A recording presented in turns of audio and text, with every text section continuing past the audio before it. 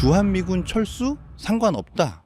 미군이 떠나면 한국이 망할 거라던 트럼프의 오판을 단 한 방에 박살낸 대한민국의 서슬퍼런 통보에 전 세계가 경악했습니다. 구걸할 줄 알았던 한국의 당당한 태도에 오히려 펜타곤 내부 보고서는 비명이 터져 나왔습니다.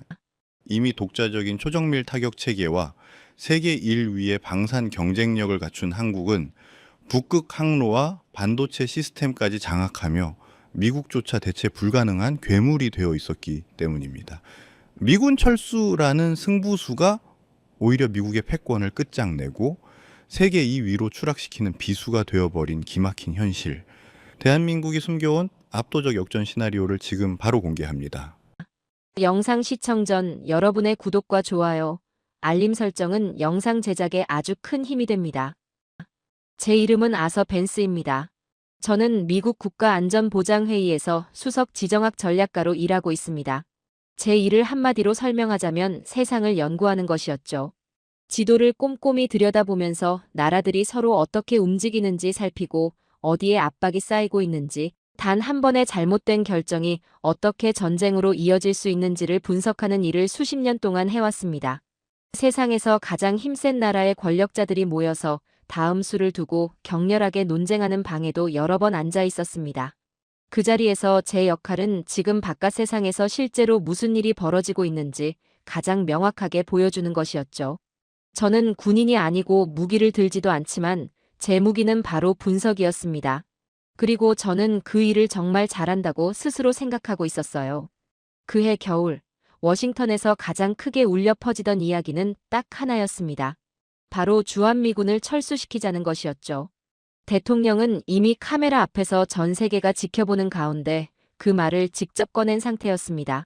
한국이 방위비를 5배 더 내지 않으면 주한미군 철수를 검토하겠다고 말입니다. 5배라니, 그건 결코 작은 요구가 아니었습니다. 상대를 아주 세게 흔들어서 무릎을 꿇게 만들고 협상 테이블로 끌어내겠다는 강력한 신호였죠. 제 주변의 모든 사람이 그 전략이 먹힐 거라고 믿고 있었고, 저 역시 마찬가지였습니다. 제 직속 분석관인 마커스 손이 두꺼운 보고서를 들고 회의실로 들어오더니 제 앞에 내려놓았습니다. 표지에는 전략적 부담 재평가, 한반도 주둔 비용 분석이라는 제목이 적혀 있었죠. 저는 보고서를 집어들고 읽기 시작했습니다. 마커스는 우리 부서 전체에서 가장 뛰어난 데이터 분석가였습니다. 그는 결코 추측하지 않고 오직 계산으로만 말하는 사람이었죠. 그가 정리해온 수치들은 정말 반박하기가 쉽지 않았습니다. 보고서의 첫 번째 부분은 숫자 하나에 집중하고 있었습니다. 바로 50km였습니다. 한국의 수도 서울과 북한 국경 사이의 거리였죠. 50km라니 길이 막히지 않는 고속도로를 달리면 1시간도 안 걸리는 거리입니다. 미사일과 포병이 동원되는 현대전에서 그 정도 거리는 사실상 아무런 의미가 없었습니다. 보고서는 서울이 전 세계에서 실제 군사 전선과 가장 가까운 대도시라는 점을 정확히 짚고 있었죠. 그 좁은 곳에 1,000만 명의 사람들이 살고 있었습니다. 은행과 정부 청사, 병원, 군 사령부, 그리고 교통망까지 모두 국경과 바다 사이의 그 좁은 틈에 빽빽하게 밀집해 있었습니다. 보고서는 이것을 구조적인 취약점이라고 불렀습니다. 아무리 많은 돈을 군사비로 쏟아부어도 결코 완전히 해결할 수 없는 지리적인 약점이라는 것이었죠. 마커스는 회의실 화면 앞에 서서 자신의 결론을 차례대로 설명해 나갔습니다. 그의 자신감은 방 안을 가득 채웠고 더 이상 질문이 나오지 못하게 만들 정도였죠. 그는 미국이 해마다 엄청난 돈을 쓰면서 이제는 어떤 경제 지표로 봐도 더 이상 가난하지 않은 나라를 지켜주고 있다고 말했습니다. 한국 증시는 사상 최고치를 찍고 있었고 한국 운동선수들은 올림픽에서 메달을 따고 있었으며 한국 기업들은 전 세계에 제품을 팔고 있었습니다. 그런데도 한국은 자국 땅에 머무는 미군의 비용을 공정하게 나누지 않고 있다고 마커스는 주장하고 있었습니다. 그는 이것을 일방적인 안보 협약이자 무임승차라고 불렀습니다. 테이블에 둘러앉은 고위 정책관들은 연신 고개를 끄덕이고 있었습니다. 오랫동안 동맹 비용에 의문을 품어온 사람들이었는데 누군가 마침내 그 불만에 딱딱한 숫자를 붙여주니 아주 반가워했죠. 저도 그 자리에 앉아 고개를 끄덕이고 있었습니다. 지정학 전략가 입장에서 봐도 그 논리는 아주 타당했거든요. 미국의 자원은 한계가 있고 그 자원은 가장 효과가 큰 곳에 써야만 했습니다. 한국이 더 많은 부담을 충분히 감당할 수 있는데도 거부하고 있다면 압박을 가하는 것이 당연하고 합리적인 선택이었습니다. 50km라는 숫자는 우리에게 꼭 필요한 근거를 정확히 제공해줬습니다. 이 협약이 그만한 가치보다 더 많은 비용을 미국에 지우고 있다는 명확하고 구체적인 증거였으니까요. 우리는 다음에 무슨 일이 일어날지 확신하고 있었습니다. 한국은 우리가 진심이라는 걸 눈치챌 것이고 수도에서 겨우 50km 거리의 중무장한 북한군이 버티고 있는 상황에서 미국의 보호를 잃는 게 어떤 의미인지 계산할 것이었습니다. 그러면 발밑에 땅이 흔들리는 걸 느끼겠죠. 그리고 결국 협상 테이블로 나올 준비를 갖추고 올 것이었습니다. 그게 우리의 계획이었고 우리가 가진 모든 분석 자료가 예측하는 시나리오였습니다. 그런 위협을 코앞에 둔 나라라면 우리의 허세를 꿰뚫어 보려 하지 않고 결국 굴복할 수밖에 없다고 생각했습니다. 그래서 우리는 한국의 반응을 기다리고 있었습니다. 긴급 전화나 외교 연락, 우려가 가득 담긴 성명이나 제발 긴급 대화를 하자는 요청 같은 것들을 예상하고 있었죠. 어떤 움직임이 있기를, 그들이 겁을 먹기를 기다리고 있었습니다. 그런데 막상 도착한 것은 예상 밖이었습니다. 사실 이미 실수는 시작되고 있었습니다. 우리는 지도를 보았고 킬로미터를 셌습니다. 수치를 따라 끝까지 가서 완벽하게 반박 불가능하다고 느껴지는 결론에 도달했죠. 50km라는 간격은 한국이 빠져나갈 길 없이 갇혀있는 함정처럼 보였습니다. 하지만 우리 중 누구도 아직 이해하지 못하고 있었던 사실이 있었습니다. 그 안에 갇혀있던 건 한국이 아니었습니다. 한국의 반응은 며칠 뒤에 도착했습니다. 저는 책상에 앉아 업무를 보고 있었는데 보좌관인 데니얼 리드가 들어오더니 인쇄된 종이 한 장을 건네주었죠. 그는 아무 말도 없었습니다. 그냥 제 앞에 종이를 내려놓고는 뒤로 물러나 서 있었어요. 저는 종이를 가만히 내려다보았습니다. 대한민국 정부의 공식 문서 양식이었는데 그 아래에는 딱 두 문장만이 적혀 있었습니다. 한 번 읽고 다시 한 번 읽었습니다. 그러고는 데니얼을 다시 불러서 원본이 맞는지 확인해달라고 했습니다. 번역 과정에서 뭔가 빠졌거나 이게 요약본이고 전체 답변은 어딘가 따로 있을 거라고 생각했기 때문이었죠. 데니얼은 밖으로 나갔다가 몇 분 뒤에 돌아와서는 그것이 대한민국 정부의 완전하고 공식적인 답변 전체라고 말했습니다. 정말 그 두 문장이 전부였습니다. 그 두 문장의 내용은 이랬습니다. 대한민국은 동맹이 선택의 문제라는 원칙적 입장을 확인합니다. 모든 선택에는 결과가 따릅니다. 저는 종이를 책상 위에 내려놓고 한동안 가만히 바라보고 있었습니다. 거기에는 우려하는 표현이 전혀 없었습니다. 두 나라 사이의 오랜 역사에 대한 언급도 없었고 긴급 회의나 통화를 요청하는 내용도 없었습니다. 그 문장 어디에도 두려움 같은 건 없었습니다. 그림자조차 보이지 않았죠. 가장 강하게 느껴진 점은 그 성명에 적힌 말이 아니라 오히려 말하지 않은 부분들이었습니다. 보통 위협을 느끼는 정부라면 훨씬 더 많은 말을 했을 겁니다. 나라를 지키려고 애쓰는 정부라면 즉시 연락을 취하고 외교 채널을 가득 메우며 대사들을 보낼 수 있는 모든 곳에 보냈을 텐데 말이죠. 하지만 한국은 그중 아무것도 하지 않았습니다.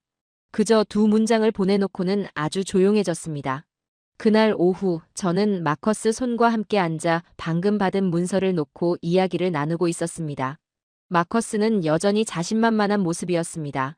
이건 그저 협상을 위한 자세일 뿐이라고 하더군요. 겉으로는 냉정해 보이지만 뒤에서는 이미 한국 사람들이 얼마를 더 낼 수 있을지 계산기를 두드리고 있을 거라고 말했습니다. 침묵은 전술일 뿐이지 실제 힘이 있다는 신호는 아니라고 했죠. 저도 그 말을 믿고 싶었습니다. 머릿속으로는 여전히 논리가 딱딱 맞아떨어지고 있었거든요. 50km라는 거리, 1,000만 명의 시민, 그리고 바로 국경 너머에 있는 북한. 이런 상황에 놓인 이성적인 정부라면 최소한 협상이라도 해보지 않고 미국의 보호를 그냥 내던지지는 않을 테니까요. 그래서 마커스의 말에 동의하며 조금 더 기다려보기로 했습니다. 다음 움직임은 서울에서 먼저 올 것이고 그때가 진짜 대화의 시작이 될 것이라고 스스로 다독이고 있었습니다. 그런데 일주일도 채 지나지 않아 외교와는 전혀 상관없지만 한국이 실제로 어떤 나라인지 보여주는 일이 벌어졌습니다. 이탈리아 밀라노에서 소식이 들려오고 있었는데 마침 동계올림픽 개막을 앞둔 시점이었죠. 이탈리아 신문들의 헤드라인 하나가 올라오고 있었습니다. 평소 우리 책상에 올라올 만한 종류의 소식이 아니라서 저는 내용을 아주 천천히 읽어 내려갔습니다. 헤드라인은 이랬습니다. 이탈리아가 행사를 개최하고 한국이 시스템을 설계한다. 내용을 더 읽어보니 한국 기업들이 밀라노 동계올림픽 전체 통합 운영과 보안 플랫폼을 구축하고 운영하는 독점 계약을 따냈다는 소식이었습니다. 일부가 아니라 행사 전체를 관리하는 계약이었죠. 데니얼 리드가 그 계약에 어떤 내용이 들어있는지 전체 내역이 담긴 태블릿을 건네주었습니다. 저는 항목별로 꼼꼼히 읽어보았습니다. 모든 경기장의 티켓 발권과 입장 시스템은 물론이고 개최 도시 전체에서 선수들이 어디로 이동하는지 추적하는 기능도 들어있었습니다. 모든 공공구역의 실시간 군중 밀집도를 감시하고 대회 기간 내내 쉬지 않고 작동하는 테러 위협 탐지 시스템도 포함되어 있었죠. 게다가 밀라노 전체 도로망의 교통 신호 조율까지 맡고 있었습니다. 이 모든 것이 하나의 플랫폼으로 연결되어 있었고 전부 한국 기업들이 설계하고 운영하고 있었습니다. 저는 태블릿을 내려놓았다가 전체 규모를 제대로 이해하고 싶어서 다시 집어들고 2번이나 읽었습니다. 이건 단순히 컴퓨터 프로그램을 파는 계약이 아니었습니다.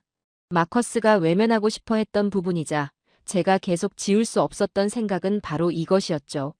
100개가 넘는 나라의 선수단과 관계자들이 모이는 행사의 보안과 물류 시스템을 직접 설계하고 운영한다는 것은 단순히 기술력이 좋다는 뜻을 넘어섭니다.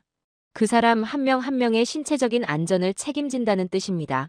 전 세계의 정부들이 자국 선수단이 어디에 있는지, 사람들이 위험한 상황에 부닥치지는 않았는지, 경기장에서 위협이 생기지는 않는지 알려주는 시스템을 믿고 맡긴다는 의미입니다. 만약 시스템이 실패하면 사람이 다치고 전 세계가 그 광경을 지켜보게 됩니다. 한국은 그 엄청난 책임 앞에 당당히 서서 직접 하겠다고 나선 것이고 네로라 하는 경쟁자들을 모두 제치고 계약을 따냈습니다. 유럽 언론들도 이 이야기를 다루면서 자세한 설명을 덧붙이기 시작했습니다. 독일 매체들은 한국 기업들이 꽤 오래전부터 유럽의 스마트시티 자동화와 교통관리 분야로 꾸준히 그리고 조용히 파고들고 있었다고 보도하고 있었습니다. 밀라노 올림픽은 이 과정의 시작이 아니라 이미 상당히 진행된 성과를 전 세계에 공개적으로 확인시켜주는 자리였던 것이죠. 이 계약은 하나의 확실한 증거였습니다. 올림픽에 참석한 모든 정부 관계자와 기업 지도자들에게 한국의 운영 시스템이 가장 높은 압박 속에서도 완벽하게 작동한다는 것을 보여주는 자리였습니다. 전 세계의 시선이 쏠린 2주일 동안 한국의 플랫폼은 모든 것이 매끄럽게 돌아가게 하는 눈에 보이지 않는 엔진이 될 것이었습니다. 이런 실적은 쌓기도 어렵지만 일단 쌓이고 나면 누구도 반박할 수 없는 힘이 됩니다.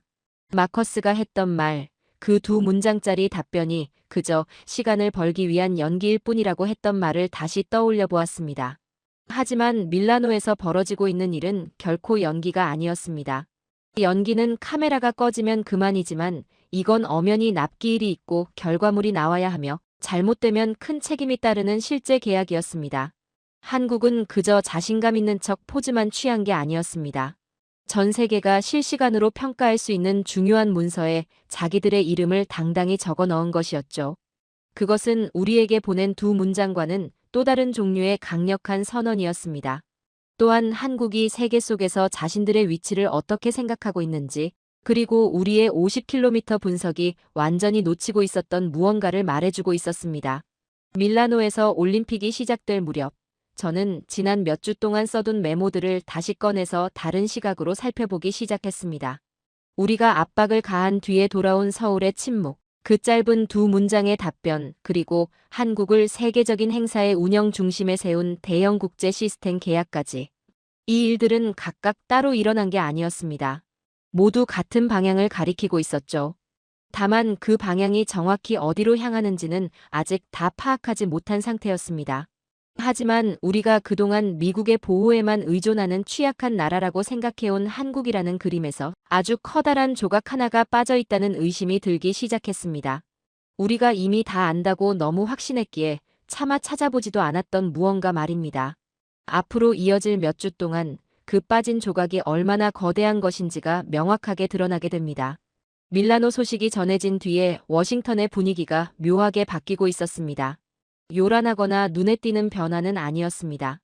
회의는 여전히 정해진 일정대로 열리고 있었고 사람들은 평소처럼 서류 가방과 커피를 들고 나타났습니다.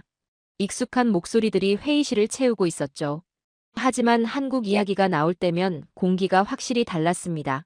몇 주 전만 해도 사람들은 한국 문제를 이미 답이 정해진 숙제처럼 가볍게 이야기하곤 했었습니다. 그런데 이제는 말을 꺼내기 전에 침묵이 길어졌고 테이블 주위로 오가는 시선들도 예전과는 다르게 움직이고 있었습니다. 아무도 대놓고 뭔가가 바뀌었다고 말하지는 않았지만 비가 내리기 직전에 기온이 변하는 걸 느끼듯 공기 속에서 그 변화가 느껴지고 있었습니다. 저는 이 모든 과정을 아주 가까이서 지켜보고 있었습니다. 제 일 중 하나가 지도가 아니라 방 안의 분위기를 읽는 것이기 때문입니다. 그리고 그 방 안의 공기는 제 주변 사람들도 저와 같은 의문을 품기 시작했다는 걸 말해주고 있었습니다. 서울에서 보내온 짧은 두 문장의 답변, 그리고 밀라노 올림픽 계약 소식. 이것들은 큰 폭발은 아니었지만 아주 조용한 신호들이었습니다. 원래 이 바닥에서는 시끄러운 소리보다 이런 조용한 신호가 더 중요할 때가 많습니다. 시끄러운 건 누구나 대비하지만 조용한 신호는 방심한 틈을 날카롭게 파고들기 때문이죠. 그때 토마스 밀러가 저를 찾아왔습니다. 그는 한가하게 잡담이나 나누러 문을 두드리는 사람이 아니었습니다. 국방정책연구소에서 15년 넘게 분석가로 일해온 베테랑이었는데 제가 그와 오래 일하며 깨달은 게 하나 있습니다. 그가 보고서를 메일로 보내는 대신 직접 들고 왔다면 그건 얼굴을 마주하고 꼭 설명해야 할 중대한 내용이 들어있다는 뜻입니다. 그가 제 책상 맞은편에 앉더니 서류 하나를 밀어주더군요. 미국이 한반도 주변에서 해군 전력을 다시 배치할 때 어떤 일이 벌어지는지를 아주 세밀하게 분석한 군사 시뮬레이션 보고서였습니다. 수십 명의 전문가가 몇 달 동안 매달려 만든 아주 정교한 연구 결과였죠. 보고서를 펼쳐 읽기 시작했고 토마스는 옆에서 조용히 기다리고 있었습니다. 본문에는 다양한 전력 배치 시나리오와 대응 시간 같은 표준적인 내용들이 담겨 있었습니다. 수년 동안 수백 번은 읽어본 익숙한 내용이었죠. 그런데 부록 부분에서 제 손이 멈추고 말았습니다. 부록의 한 섹션이 언뜻 보기엔 단순하지만 깊이 생각하면 소름 돋는 질문을 던지고 있었습니다. 한반도에서 충돌이 일어날 경우 바다 위에서의 화력이 실제로 얼마나 효과가 있는가? 라는 질문이었죠. 시뮬레이션 결과는 우리의 압박 전략이 전제로 삼고 있던 내용과 전혀 달랐습니다. 보고서는 항공모함 타격단을 2개나 더 보낸다고 해도 핵심적인 문제는 해결되지 않는다고 명확하게 밝히고 있었습니다. 이유는 바로 지형 때문이었습니다. 한국의 내륙은 산들이 겹겹이 층층이 쌓여있는 산악 지형입니다. 바다에 떠있는 배에서 쏜 함포나 미사일은 해안선을 지나고 크고 작은 능선들을 일일이 넘어야만 반도 깊숙한 곳에 있는 목표물에 닿을 수 있습니다. 표적이 내륙으로 깊이 들어갈수록 바다에서 쏘는 화력의 정밀도와 위력은 떨어질 수밖에 없었습니다. 보고서에는 제가 메모장에 적어두고 며칠 동안 계속 되새겼던 표현이 하나 있었습니다.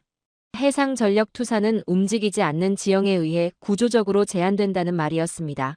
바다는 움직이고 항공모함 전단도 움직일 수 있지만 한반도의 산들은 수천 년 동안 그 자리에 그대로 있었습니다. 우리가 해안가에 배를 얼마나 세워두든 산들은 아무런 관심도 없다는 뜻이었죠. 부록을 덮고 토마스를 쳐다보니 그는 천천히 고개를 끄덕이고 있었습니다. 어렵고 힘든 진실을 이미 받아들인 사람이 상대방도 그 사실을 깨닫기를 기다릴 때 짓는 그런 표정이었습니다. 우리는 많은 말을 하지 않았습니다. 그 순간에는 딱히 할 말도 없었으니까요. 제 손에 들린 건 우리 측 분석가들이 직접 만든 문서였고 그 문서는 우리의 압박 전략이 근본부터 잘못되었다고 말하고 있었습니다. 미국의 해군력이 강력한 무기가 될 거라는 믿음에 중대한 구멍이 뚫린 셈이었죠. 이건 누가 회의실에 들어가기도 전에 이미 한반도의 지형이 결정해 놓은 피할 수 없는 사실이었습니다. 그 생각을 머릿속에 담고 있던 중에 상원군사위원회 청문회가 열렸습니다. 원래는 예산 검토를 위한 평범한 자리였습니다.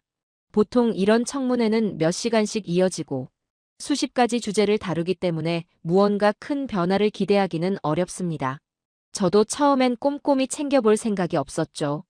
그런데 보좌관 데니얼 리드가 특정 발언 부분에 표시를 해서 보내왔고 녹취록을 읽어보니 왜 그랬는지 단번에 이해가 갔습니다.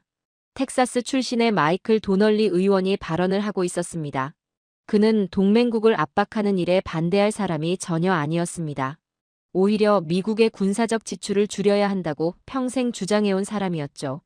한국이 돈을 더 내야 한다고 누구보다 크게 목소리를 높이던 사람 중 하나였습니다. 그런 그가 국방 문제를 말할 때 사람들이 귀를 기울이는 이유는 그가 카메라 앞에서 연기하는 게 아니라 자기가 직접 계산한 결과만 말하기 때문입니다. 그날 그가 한 말은 이랬습니다. 한국에서 미군을 빼자고 진지하게 말하는 사람이 있다면 그건 단순히 나라 하나와의 관계를 조정하는 문제가 아니라는 걸 알아야 합니다. 그는 한국이 태평양 전체를 잇는 미국의 병참과 군사 네트워크의 중심 거점이라는 사실을 강조했습니다. 한국은 일본과 아시아 대륙 사이에 딱 놓여 있습니다. 한국에 있는 미군은 단순히 북한을 막기 위해 있는 게 아니라 일종의 허브 역할을 하고 있었던 거죠. 일본의 기지들, 괌의 시설들, 그리고 오키나와의 배치를 하나의 커다란 그물망으로 연결해주는 핵심 거점이 바로 한국이었습니다.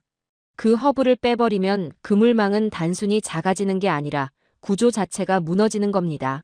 도널리 의원은 한국 철수가 체스판에서 말 하나를 포기하는 수준이 아니라 판 자체를 뒤집어 엎고 게임을 포기하는 것과 같다고 경고했습니다. 그가 말을 마치자 청문회장 안이 아주 조용해졌습니다. 다음 사람을 기다리는 평범한 침묵이 아니라 누군가 정말 받아들이기 힘든 진실을 말했을 때 흐르는 무거운 침묵이었습니다. 박수도 없었고 즉각적인 반론도 없었습니다. 사람들은 그 말의 무게를 느끼며 가만히 앉아 있었습니다. 저 역시 마찬가지였습니다. 책상 한쪽에 토마스 밀러의 보고서를 올려둔 채 사무실에서 녹취록을 읽으며 깊은 생각에 빠졌죠. 서로 다른 곳에서 온 두 개의 문서가 똑같은 근본적인 문제를 가리키고 있었습니다. 우리는 우리 스스로가 내놓은 자료들에 의해 안쪽에서부터 무너지고 있는 가정들 위에 전략을 세워놓고 있었던 겁니다. 마커스 손은 여전히 자기 생각이 맞다고 고집을 피우고 있었습니다. 도널리 의원은 정치를 하는 것뿐이고 밀러의 보고서는 아주 극단적인 상황을 가정한 이론일 뿐이라고 치부했죠. 그는 계속 압박을 가해서 한국을 몰아붙여야 한다고 말했습니다. 그런데 저는 마커스가 예전보다 훨씬 빠르게 말을 하고 있다는 사실을 눈치챘습니다. 첫 회의 때 보여줬던 그 여유로운 자신감이 눈에 띄게 줄어들어 있었죠. 보통 사람이 자기가 믿는 논리가 흔들리기 시작하면 말이 빨라지기 마련입니다. 저는 그 모습을 지켜보며 조용히 생각을 정리했습니다. 변화의 문턱은 이미 소리 없이 넘어가고 있었습니다. 어떤 극적인 선언이나 갑작스러운 정책 변화 때문이 아니었습니다. 세상의 모든 진짜 변화가 그렇듯이 구체적이고 실질적인 정보들이 하나씩 쌓이면서 서서히 일어나고 있었습니다. 처음에 그렸던 그림을 더 이상 고집하기가 불가능해지는 방식으로 말이죠. 한국이 그려진 지도는 여전히 테이블 위에 펼쳐져 있었습니다. 하지만 그 위에 그어진 선들은 정작 그 땅을 한 번도 밟아보지 않은 사람이 그린 것처럼 아주 엉성해 보이기 시작했습니다. 그리고 곧이어 벌어질 일들은 이 사실을 그 어떤 것보다 더 선명하게 증명해주게 됩니다. 상원 청문회가 끝나고 며칠 뒤 예상치 못한 보고서 한 권이 사무실로 들어왔습니다.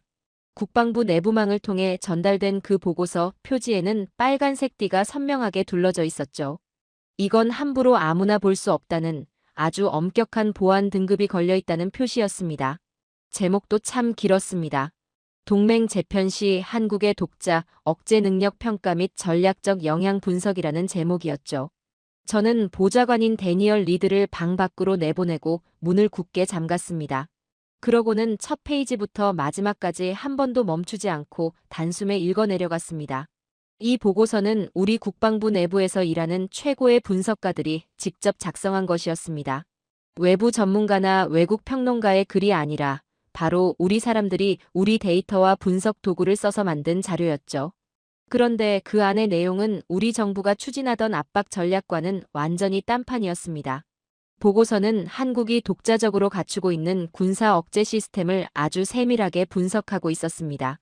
전문가들 사이에서 이른바 삼축 체계라고 불리는 시스템이었죠. 첫 번째는 위협을 미리 찾아내는 탐지, 두 번째는 적의 공격이 닿기 전에 방해하는 교란, 그리고 마지막은 위협이 근원을 직접 때리는 타격 능력이었습니다. 보고서의 결론은 명확했습니다. 이 모든 과정이 한국 안에서 하나로 연결된 통합 시스템으로 아주 잘 돌아가고 있으며 무엇보다 미국이 없어도 한국 스스로 운영할 수 있도록 설계되어 있었다는 점입니다. 미국의 실시간 지원이 없어도 충분히 작동할 수 있다는 뜻이었죠. 저는 그 대목에서 읽기를 멈추고 문장 하나하나를 다시 꼼꼼히 뜯어보았습니다. 보고서가 주는 메시지는 아주 직접적이었습니다. 미국이 한국에 대한 약속을 줄이거나 군대를 뒤로 뺀다고 해서 한반도에 어떤 안보 구멍이 생길 거라고 보지 않았습니다. 오히려 정반대의 예측을 내놓고 있었죠. 한국이 이미 만들어 놓은 이 억제 시스템을 완전히 스스로 운영하는 체제로 바꾸는 속도만 더 빨라질 뿐이라고 말입니다. 즉, 우리가 가하는 압박은 한국을 약하게 만드는 게 아니었습니다. 오히려 한국이 예비로 두었던 시스템을 실전 모드로 업그레이드할 아주 구체적이고 현실적인 명분을 우리 손으로 직접 쥐어주고 있었던 셈입니다. 안보의 공백을 만드는 게 아니라 한국 군사력의 대대적인 진화를 부추기고 있었습니다. 마커스 소는 이 보고서를 보자마자 아주 강하게 반발했습니다. 이건 정치적인 의도가 다분한 보고서라며 결론을 미리 정해놓고 끼워 맞춘 자료라고 깎아내렸죠. 실제 현장 상황은 문서 한 장에 담을 수 없을 만큼 훨씬 복잡하다면서 말입니다. 저는 그의 말을 가만히 듣고 있었습니다. 그런데 마커스가 그렇게 열을 올리면서도 정작 이 보고서를 반박할 만한 다른 분석 자료는 전혀 내놓지 못하고 있다는 사실을 알아챘습니다. 출처가 의심스럽다는 말만 할 뿐, 그것을 뒤집을 만한 새로운 수치는 하나도 제시하지 못했죠. 원래 이 바닥에서 증거 없는 반론은 그저 공허한 소음에 불과합니다. 국방부 보고서를 계속 파고들던 중에 이번에는 브뤼셀에서 새로운 소식이 들려왔습니다. 유럽의 안보 포럼에서 동맹의 구조를 주제로 토론이 열렸는데 거기서 줄리언 스털링이라는 분석가가 아주 중요한 발언을 했습니다. 영국 출신의 아주 유명한 정책 전문가였는데 그가 한마디 하면 각국 정부가 긴장할 정도로 영향력이 큰 인물이었죠. 데니얼 리드가 보내준 그의 발언 녹취록을 그날 오후 제 책상에서 찬찬히 읽어보았습니다. 스털링은 아주 직설적으로 말을 이어가고 있었습니다. 미국의 압박에 한국이 조용한 것을 두고 단순히 계산된 전략이라고 생각한다면 그건 큰 착각이라고 말이죠. 그는 한국의 이런 모습이 단순히 상황에 맞춘 전략이 아니라 한국이라는 나라 자체에 깊이 뿌리 박힌 체질 때문이라고 설명했습니다. 그러면서 구체적인 근거들을 하나씩 나열했죠.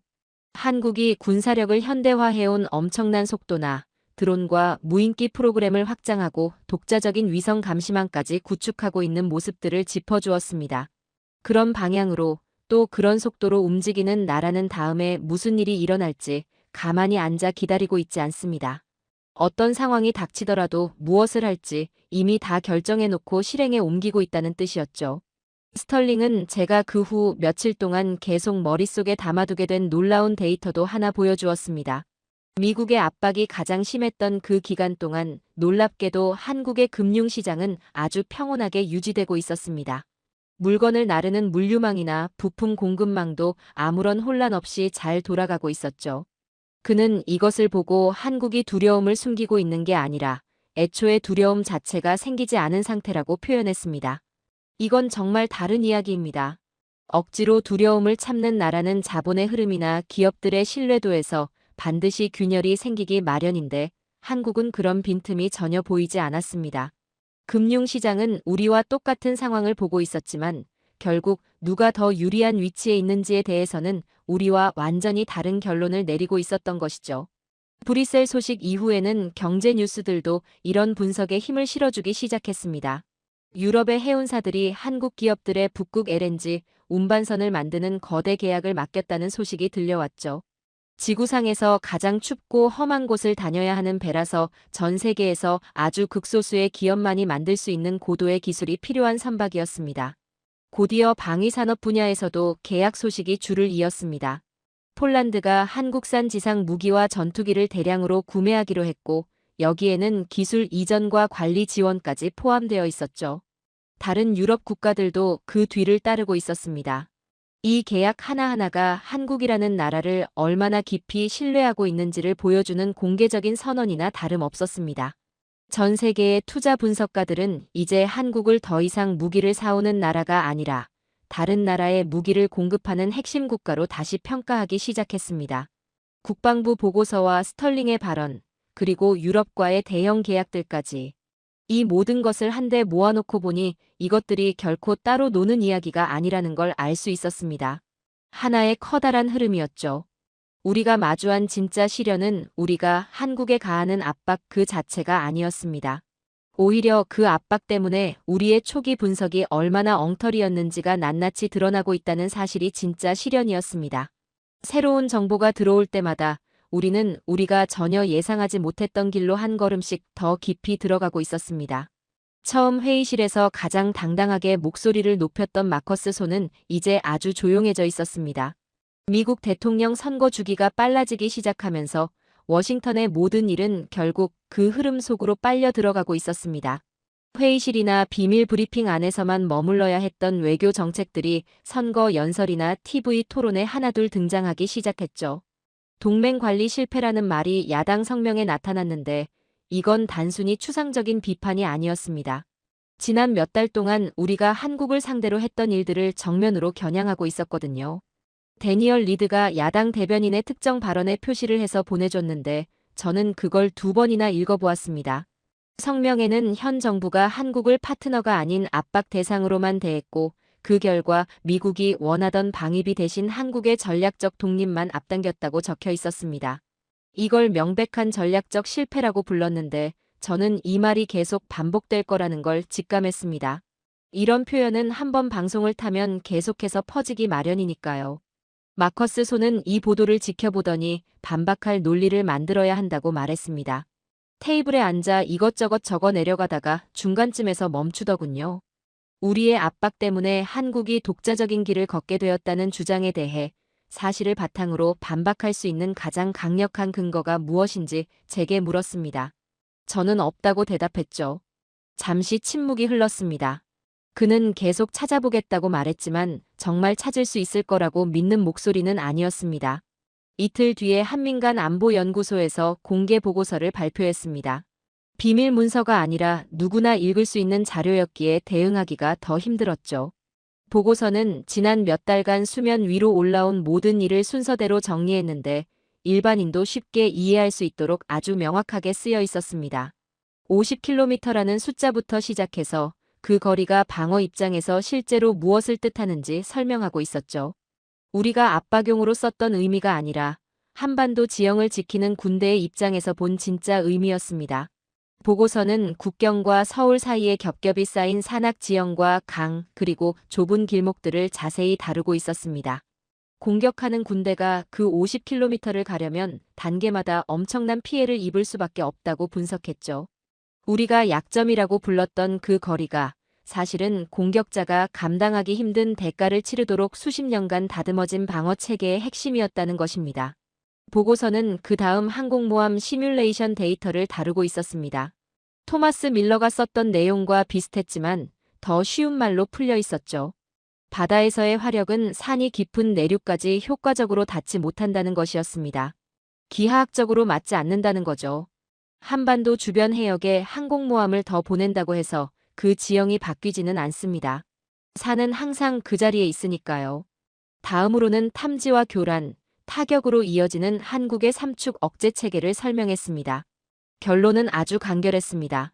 한국의 독자적인 억제 시스템은 미군의 주둔을 전제로 설계된 것이 아니었습니다. 미군이 있든 없든 상관없이 작동하도록 설계된 것이었죠.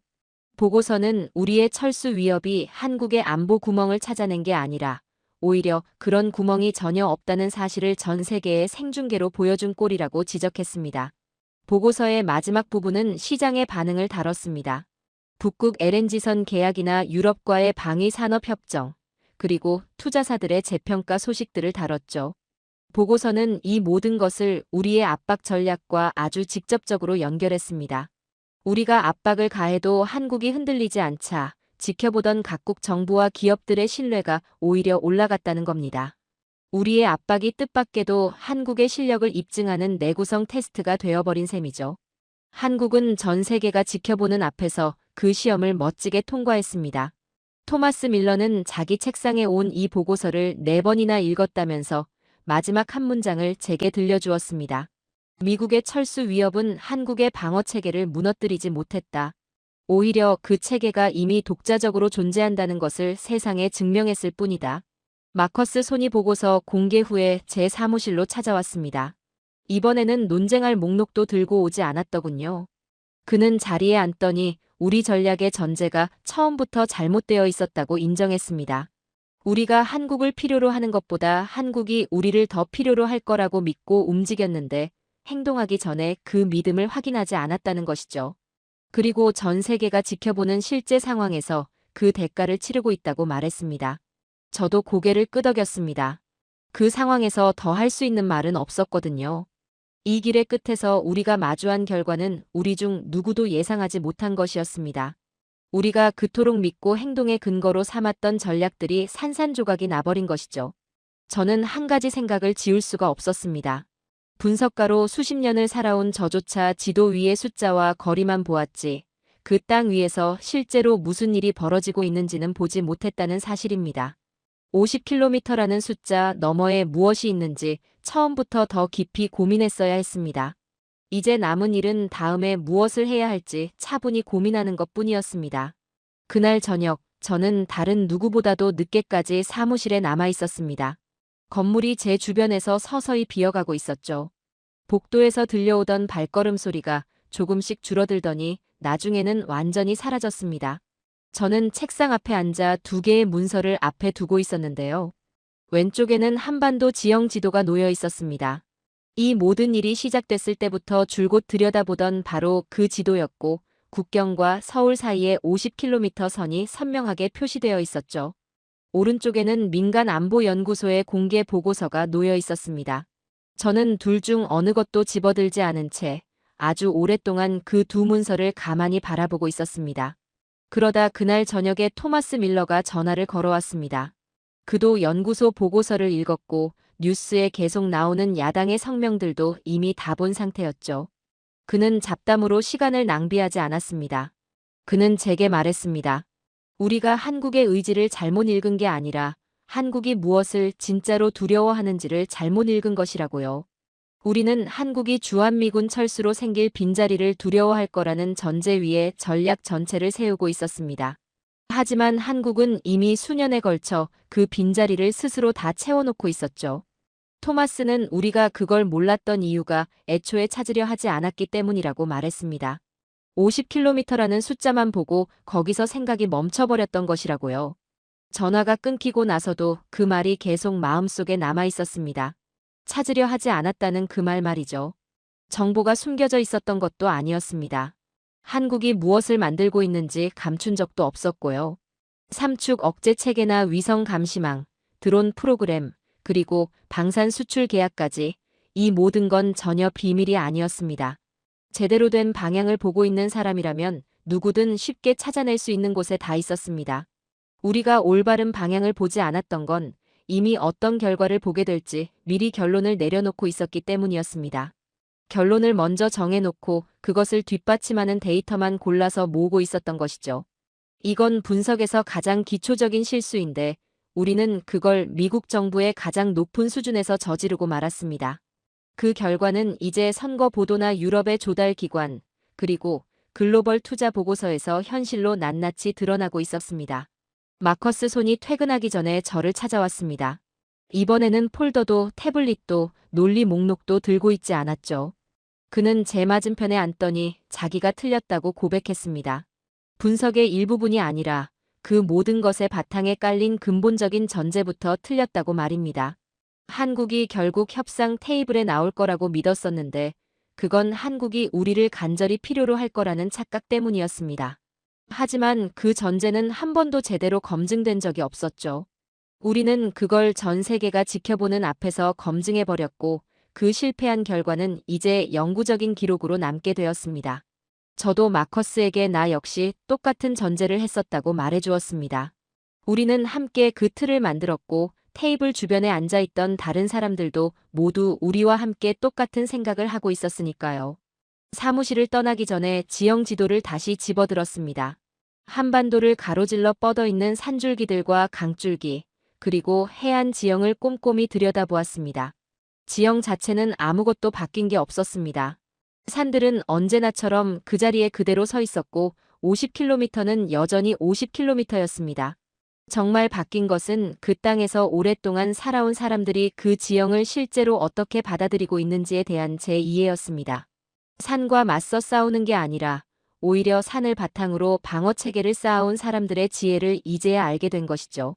우리는 그 지형을 한국이 갇혀있는 함정으로만 보았지만 한국은 수십 년 동안 그것을 자신들에게 유리한 요새로 만들어내고 있었습니다. 똑같은 지도를 보고 정반대의 결론을 내렸던 것인데 결국 정답은 하나뿐이었습니다. 지도를 내려놓았습니다. 책상 위에는 이제 새 문서 하나가 놓여 있었는데 아무것도 적히지 않은 깨끗한 빈 종이였습니다. 이제 제가 해야 할 일은 우리가 펼쳐온 전략을 변명하는 게 아니었습니다.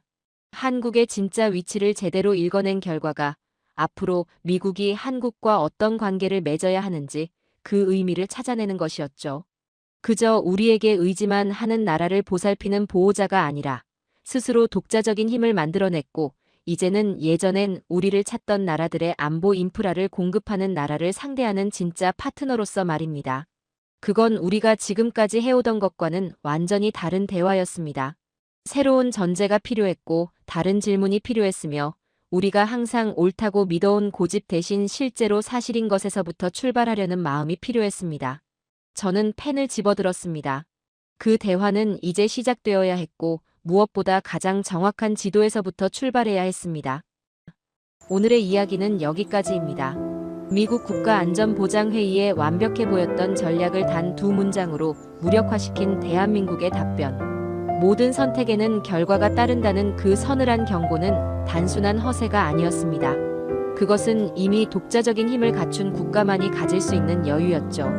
우리는 흔히 숫자로 세상을 읽으려 하지만 때로는 숫자 너머의 체질과 실력이 판도를 뒤집기도 합니다. 만약 여러분이 당시 워싱턴의 전략가였다면 한국의 이 예상치 못한 반응에 어떤 다음 수를 두었을까요? 그리고 지금의 대한민국은 미국에게 어떤 존재가 되어야 한다고 보십니까? 여러분의 깊이 있는 의견을 댓글로 남겨주세요. 구독과 좋아요는 더 깊은 통찰을 전해드리는 힘이 됩니다. 시청해주셔서 감사합니다.